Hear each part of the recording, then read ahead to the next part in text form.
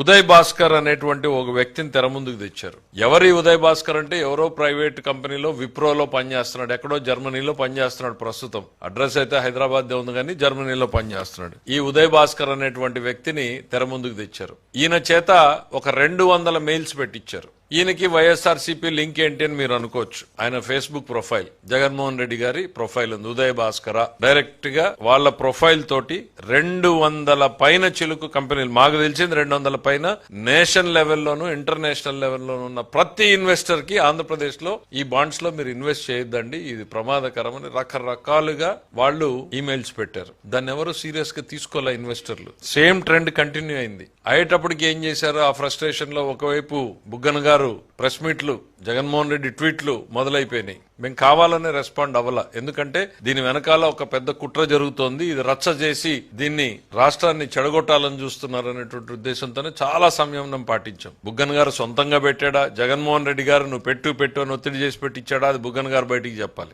ఎందుకంటే ఆయనకి ఏం తప్పు కనపడిందో నాకు అర్థం కాల. ఒక గతంలో ఈ పోస్ట్ లో ఆర్థిక శాఖ మంత్రికి చేసిన ఆయనకి ఏం తప్పు కనపడింది? ఆయన ఇదే బెవరేజెస్ కార్పొరేషన్ కి సంబంధించి చేసినటువంటి అరాచకాలు ఎన్ని ఉన్నాయి? ఆ రోజు ఫండ్స్ రైజ్ చేశారు కదా, ఫ్యూచర్ ఇన్కమ్ ని సెక్యూరిటైజ్ చేశారు కదా, అది తప్పు అని నేను కాదు, కేంద్ర ప్రభుత్వం చెప్పింది కదా. నేను ఎక్కడ రిటర్న్ కంప్లైంట్ ఇవ్వాల.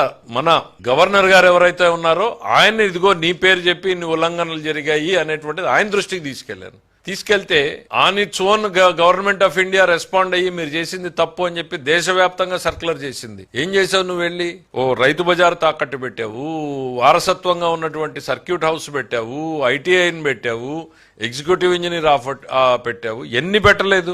డాక్యుమెంట్లు చూపించమంటారా మళ్ళీ ఒకసారి? ఆయనకి ఈ రోజు ఏం తప్పు కనపడిందో నాకు అర్థం కాదు. ఆయన గగ్గోలు పెడుతున్నాడు, పెట్టి గంటలు ప్రెస్ మీట్. దీంట్లో గంటలు చెప్పడానికి ఏముందో నాకు అర్థం కాల. 5 నిమిషాలు చాలు మాక్సిమం. ఆ తర్వాత ఉదయ్ భాస్కర్ ని ఎవరు సీరియస్ గా తీసుకోకపోయేటప్పటికి లేళ్ల అప్పిరెడ్డిని తెర మీదకి తీసుకొచ్చారు. ఆయనతో హైకోర్టులో రిట్ పిటిషన్ ఫైల్ చేశారు, పిల్ ఫైల్ చేశారు. కోర్టులో ఉండగానే డాక్యుమెంట్లన్నీ మీరు లోన్లకు వెళ్తున్నారు అని అంటూ మళ్ళీ ప్రెస్ మీట్లు, ట్వీట్లు పెట్టి ఇవన్నింటినీ మళ్ళీ ఇన్వెస్టర్లకు పంపడం. ఇది వివాదాస్పదమైంది, కోర్టులో ఉంది, ఈ కోర్టులో ఉన్న దాంట్లో మీరు ఎవరు డబ్బులు పెట్టొద్దండి అని. అంటే ఎంత దురుద్దేశమో చూడండి. దీని వెనకాల వాళ్లే మెయిల్స్ పెడతారు, వాళ్లే కోర్టుకి వెళ్తారు, మళ్ళీ ఇది వివాదాస్పదమైంది, మీరెవరు డబ్బులు పెట్టొద్దండి అని అంటారు. అప్పటికీ ఇన్వెస్టర్లలో ఏమాత్రం కూడా ఆంధ్రప్రదేశ్ మీద ఉన్న నమ్మకం తగ్గల, బ్రాండ్ చంద్రబాబు మీద ఉన్న నమ్మకం తగ్గల.